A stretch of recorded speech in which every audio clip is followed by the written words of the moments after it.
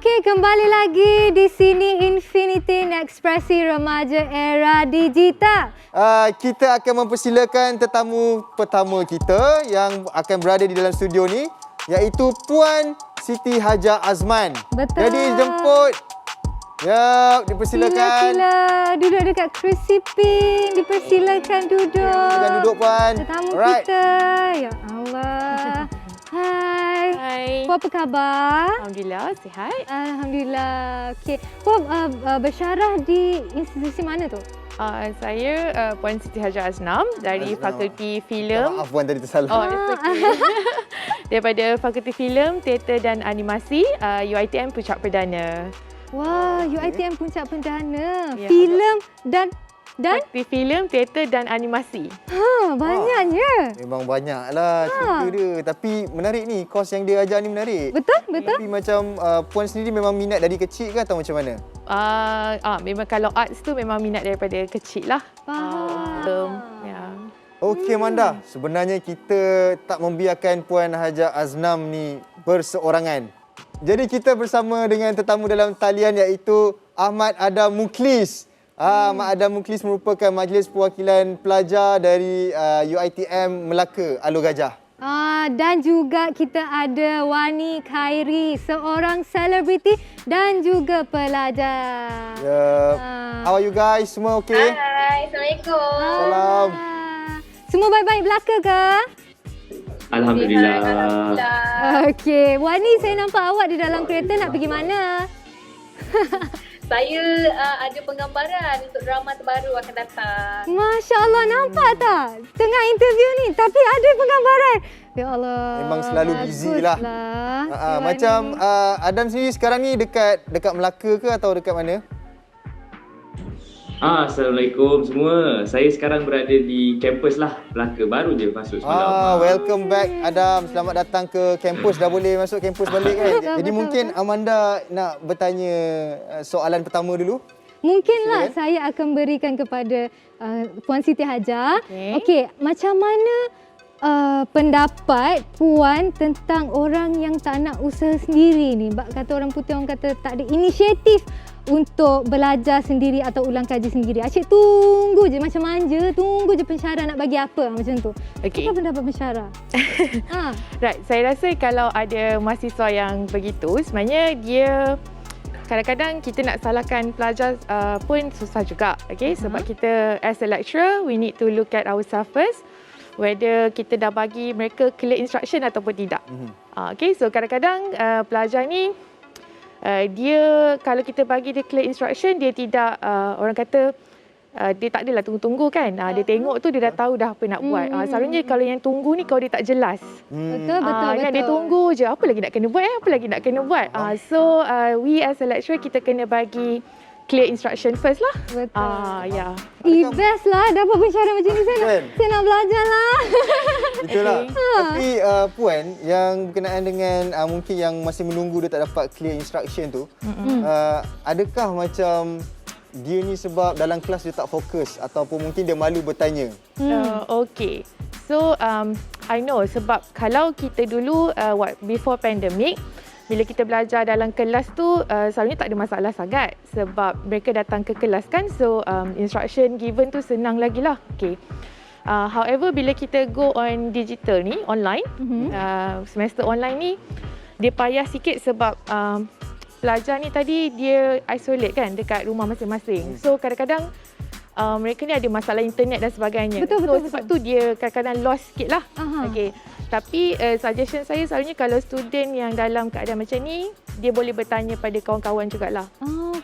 Kan? So kalau katakan dia cannot reach the lecturer or platform yang digunakan, dia boleh bertanya dulu pada kawan-kawan terdekat lah. Okay. That's good. Okay. Jadi kita nak tanyalah juga dengan tetamu undangan dalam talian kita ni. Betul. Jadi Betul. saya tertarik dengan Ahmad Adam Mukhlis. Sebab dia ni MPP. Jadi Adam, mungkin boleh terangkan sikit apa tu macam MPP tu apa kan? Mungkin apa yang awak buat dalam MPP tu dan mungkin awak boleh memperkenalkan diri awak juga dan macam mana awak menyeimbangkan antara pelajaran dan apa yang awak tengah buat sekarang ni? Okey, baiklah. Bismillahirrahmanirrahim. Pertama sekali, nama saya Ahmad Adam Mukhlis bin Sariman. Saya merupakan Majlis Perwakilan Pelajar UiTM Cawangan Melaka, kampus Alor Gajah. Saya selaku Exco Sukan dan Kebudayaan. Baik, macam mana saya membahagikan masa untuk menjadi seorang MVP and at the same time menjadi seorang student. Baik, masa itu emas. Jadi sebagai seorang mahasiswa yang saya seperti saya lah yang harus sentiasa membalancekan masa belajar dengan masa untuk berkhidmat untuk pelajar. Semestinya fokus saya terlebih dahulu perlu tertumpu kepada akademik. Namun dengan pembangunan teknologi yang semakin canggih lah, kita boleh nampak pada sahabat hari ini, dia tidak menjadikan penghalang untuk saya berinteraksi dengan pelajar untuk menjawab soalan dan pertanyaan-pertanyaan mereka. Bagus. Bagus Adam ni, bagus. Dia tak pernah sia-siakan masa dia. Betul, sebab masa itu paling berharga. Dia tak boleh patah balik, dia tak boleh ke depan. Jadi kalau waktu tu je lah. Kalau kita tak betul-betul menghargai masa tu, bye-bye. Masa tu cakap betul. Bye, betul. Lagi-lagi kita pelajar. Betul, You Kak masih Manda. tahu punya, Mak. Faham sangat. Okey, Manda. Ya. Ni, untuk Wani pula ni. Sebenarnya saya pun tertarik dengan Wani ni sebab dalam pada masa yang sama saya pun macam dia juga lebih kurang. Jadi boleh tak saya tahu macam mana Wani mengimbangi masa Wani untuk belajar dan juga menyanyi? Okay, firstly, Assalamualaikum. Saya Wani Carey dan macam mana Wani bahagikan masa. Semestinya I am a full-time student. Dan juga seorang penyanyi, pelakon dan juga host. So Wani bukan buat satu kerja sahaja menyanyi. Pada masa ini Wani memang sibuk dengan belajar, lagi-lagi tengah long semester, second year degree. And macam mana Wani bahagikan masa, contohnya kalau Wani syuting pada waktu pagi sampai malam, lepas balik pada syuting, Wani akan sambung buat assignment. And then kalau ada group assignment, Wani akan minta bahagian Wani dulu. Wani akan cakap, Wani nak siapkan bahagian Wani dulu. Dan kalau Wani dah siap, korang boleh sambung seterusnya. Maksudnya, apa yang penting adalah disiplin and also commitment and time management. Dan bagi Wani sendiri, teamwork tu penting lah. Sebab assignment banyak melibatkan kerja kumpulan kan. So, we cannot be selfish and we cannot be, apa orang kata, tak disiplin. Itu apa yang Wani terapkan selalu. Betul-betul. Wah, sangat bekerja keras Wani ni rupanya. Kalau saya dah balik tidur dah tu, tapi Wani still lagi orang kata burning midnight oil. Orang putih kata, betul tak? Yeah. Betul.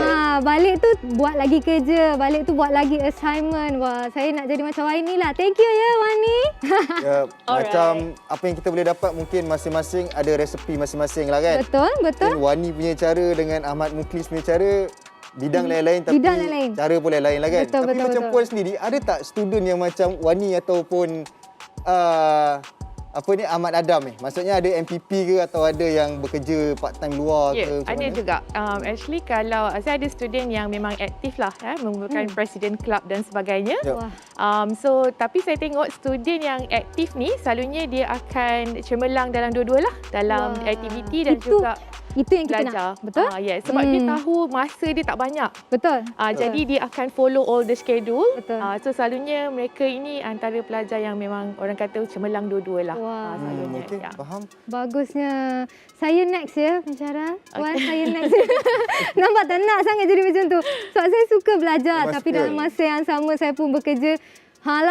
Penuh masa. Tapi sebenarnya kita nak berehat seketika. Jadi korang stay tune and kita sambung lagi lepas ni, okey?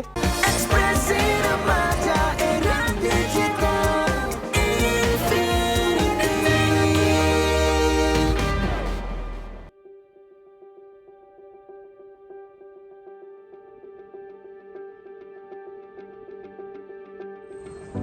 Stigma mahasiswa manja ini adalah tidak benar dan saya kurang bersetuju. Tidak dapat dinafikan juga, terdapat persepsi masyarakat terhadap golongan mahasiswa adalah seperti anak kecil di mana mereka hanya perlu tumpukan perhatian di kelas dan fokus untuk belajar. Pada pendapat saya, maksud bagi mahasiswa manja yang sering dikaitkan merupakan mahasiswa ataupun pelajar yang tidak pandai berdikari ataupun yang sering perlu dibantu. Contohnya seperti mahasiswa atau pelajar yang tidak pandai bekerja untuk mencari pendapatan dan sumber kewangan. Saya rasa mahasiswa manja ni adalah pelajar universiti yang diberikan pelbagai kelonggaran untuk melengkapkan kerja diorang, tapi diorang ni still bagi pelbagai alasan dan macam-macam alasan untuk siapkan benda tu. Okey, sebagai contohnya kita orang sebagai pelajar part time, kita orang dapat masa kelonggaran. Kadang kita orang diberikan deadline kita orang lecturer keep on like extend sebab faham kita orang busy dengan kerja and so on. Tapi that shouldn't be an excuse for you to keep on like delay and request to your lecturer minta extend deadline. Nasihat saya untuk para remaja di luar sana, anda perlu sentiasa berani untuk berdikari dan menghadapi dunia luar. So nasihat saya di sini,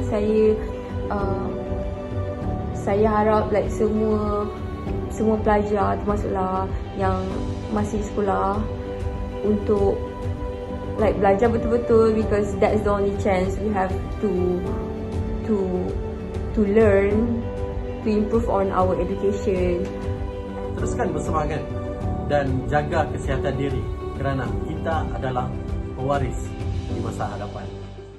Okey, kembali lagi di Infinity Ekspresi Remaja Era Digital. Okey, sekarang kita nak kena buat apa sekarang ni, Mak? Sekarang ni kita nak tanya diorang lah, tapi tak naklah macam terlalu. Maksudnya kita nak tahu perkembangan puan kalau selain daripada jadi pensyarah, ada hobi atau apa yang macam Puan Hajar suka ke?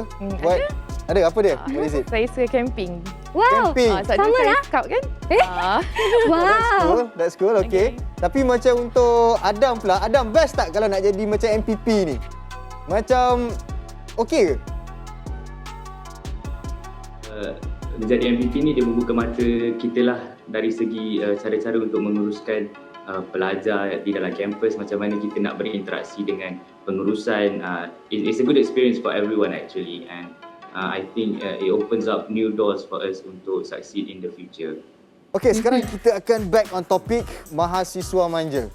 So sekarang ni macam kita nak tanya pada pendapat puan, okey, mahasiswa manja ni mungkin mahasiswa ni macam dia maksudnya terlalu manja, maksudnya perlu disuap. Maksudnya kalau tak disuap, kita tak bagi detail apa semua, dia akan senyap je.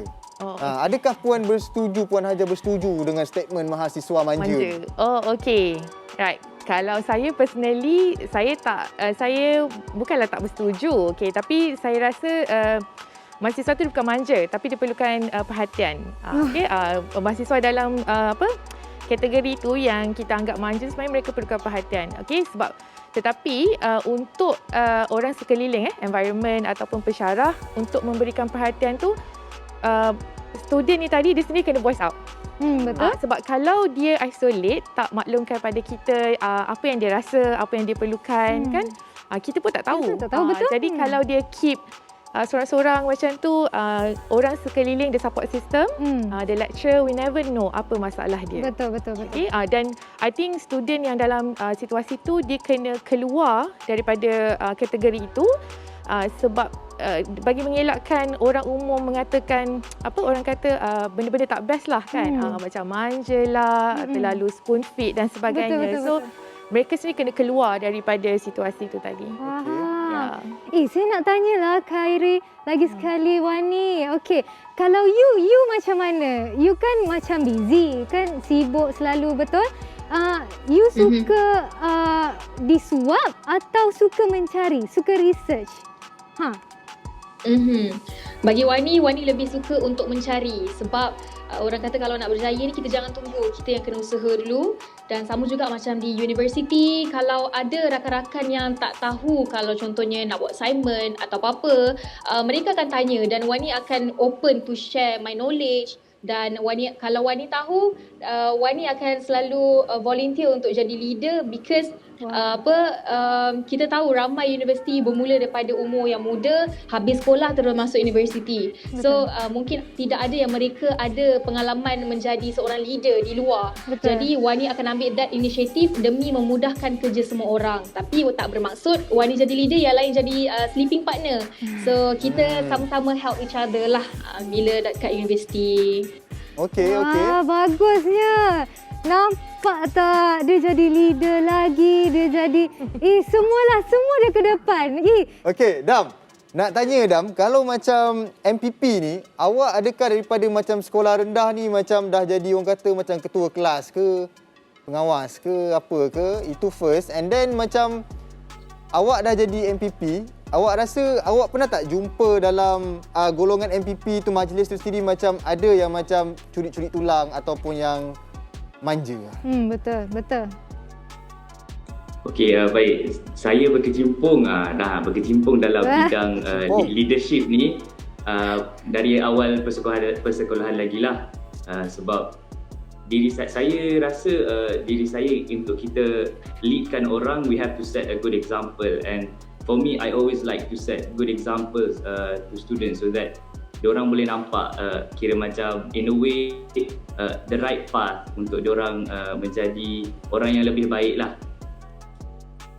Itu untuk soalan pertama. Untuk soalan kedua, di dalam keluarga MPP, we call us a family sebab alhamdulillah tak ada daripada di kalangan kami yang mencuri tulang, yang kira macam membebankan kawan-kawan kita yang lain. Sebab we work as a team, we work as a family, and to get the job done, kita memerlukan semua tenaga kerja yang ada. Dan regardless of if you ada extra work or anything, kita akan membahagikan untuk supaya semua dapat sama rata lah the bebanan tu. Adam kan handle orientasi, betul? Apa pendapat ataupun apa yang you lakukan dengan orang-orang yang jenis macam terbawa-bawa daripada dia punya sekolah menengah, ataupun dia macam yang jenis kata Wani tadi, sleeping partner, member macam tu. Jadi macam mana you handle that kind of team? Okey, kalau dari segi menghandle dari pihak orientasi pula, memang betul lah kita akan jumpa macam-macam ragam macam. Sebab mereka ni daripada persekolahan yang kita boleh nampak dari COVID kan, dan kita kena pandemik. So 2 years diorang tak rasa the interaction of being a senior. So selama 2 tahun tu mereka disuap dan mereka terbawa-bawa lah masuk ke alam universiti. So apabila kita dapat soalan-soalan yang kira pada pandangan kita macam ini bukan soalan untuk pelajar universiti, kita kena terimalah sebab kita kena put ourselves into the situation of diorang tak sempat experience apa yang kita experience waktu persekolahan dulu. So alhamdulillah lah kita boleh jawab dengan baik lah. Okey, macam Wani dulu masuk orientasi secara fizikal ataupun online atau maya lah, maksudnya. Sempat masa fizikal 2019, April 2019. Okey, macam mana reaction orang yang dekat situ sebab you masuk fizikal kan? So macam sebab awak kan macam selebriti, so macam dekat situ ada dapat perhatian ke atau macam mana? Semestinya ada, sebab Wani masuk pun masa tu lepas nama Wani baru naik, dan Wani masuk time tu memang orang semua memandang, tapi bagi Wani sendiri when it comes to education di universiti, Wani letakkan diri Wani sebagai murid biasa dan Wani tak suka diberi perhatian, dia ni selebriti kena bagi dia advantage. Wani tak suka because everything must be very equal and fair between me and other students. So bagi Wani, orientation pun tak adalah Wani macam aku nak kena bagi perhatian, tidak. Wani tak kisah duduk dengan sesiapa dan Wani join je semua orientasi yang dibuat. Oh okey. Jadi maksudnya macam Wani dalam kelas, maksudnya Wani tak expect macam untuk lecturer faham kerjaya Wani ke apa, ada tak letak harapan macam sepatutnya macam ada special case sikit lah maksudnya. Betul. Ke atau macam mana? Okay. Nampak tak Bicara dah giling lah. Dah giling. Tapi kita nak tanya Wani. Wani ada tak macam tu? Semestinya kadang-kadang kena ada communication dengan lecturer juga, sebab kadang-kadang Wani full time student dan Wani juga merupakan Wani menerima beasiswa, kiranya Wani MSU scholar, dan Wani kena tunjuk sampel ataupun example yang sangat baik depan semua orang. Walaupun Wani sibuk bekerja, tapi Wani akan make sure semua assignment hantar on time, presentation datang, dan selebihnya Wani akan fokus kerja. Macam tu, itu cara Wani untuk balas balik dan tunjukkan bahawa I am still committed with my education, bukan hanya kerja semata-mata. Macam tu. Ya Allah, betul-betul hardworking lah. Dah lah hardworking, down to earth pula. Saya nak sambung tadi yang Wani tu, which is saya rasa is good kalau dia ada kesedaran macam tu, and also with Adam. Sebab contohnya kalau saya bukannya selebriti, saya ada student yang dalam orang kelainan upaya. Okay. So yang berkursi roda dan ada yang pelihatan kabur. Kalau kita ikutkan student yang dalam kelainan upaya ni lagi memerlukan perhatian. Tetapi mereka ini tidak pun menggunakan orang alasan kata alasan untuk hadir kelas lambat dan sebagainya. Waktu fizikal mereka gigih ke kuliah juga walaupun berkursi roda dan sebagainya. Ada sekali tu lift rosak, kawan dia yang terpaksa seorang dokong, seorang angkat kursi roda tu naik ke tingkat 3. So kalau dia dalam keadaan macam tu boleh datang ke kelas, apatah lagi kalau pelajar lain. Betul. Nampak cerita ni merupakan ibarat satu tamparan buat orang yang normal di luar sana. Okey, jadi sebenarnya apa yang kita boleh dapat, institusi pengajian tinggi ni dia melibatkan dua elemen lah, iaitu tenaga pengajar dan juga macam penuntut ilmu tu sendiri. Betul. Kalau tenaga pengajar dah bagi 100% sekalipun, tapi yang penuntut tu dia tak nak menuntut ilmu, betul. Inisiatif tu dia tak sambut, jadi dia tak jadi apa lah. Saya setuju lah dengan Umar tu sebab dia because kita dua hala kan. So, kalau tak ada connectivity tu, kita tak connect with student tak connect dengan kita. So engagement tu tak ada. So when there's no engagement, orang kata learning activities tu tak akan berlaku lah. Betul. Sebenarnya saya pun kalau bab dekat IPT ni kan, saya lagi suka fizikal. Sebab fizikal kita boleh berinteraksi, betul. Jadi kesimpulannya kita di sini, kita kena selalu orang kata berusaha keras, tepati masa, disiplin itu penting. Jangan pernah sia-siakan masa. Itu yang paling penting. Senang itu yang kita jadi mahasiswa, jangan malas. Itu je cerita dia, okey?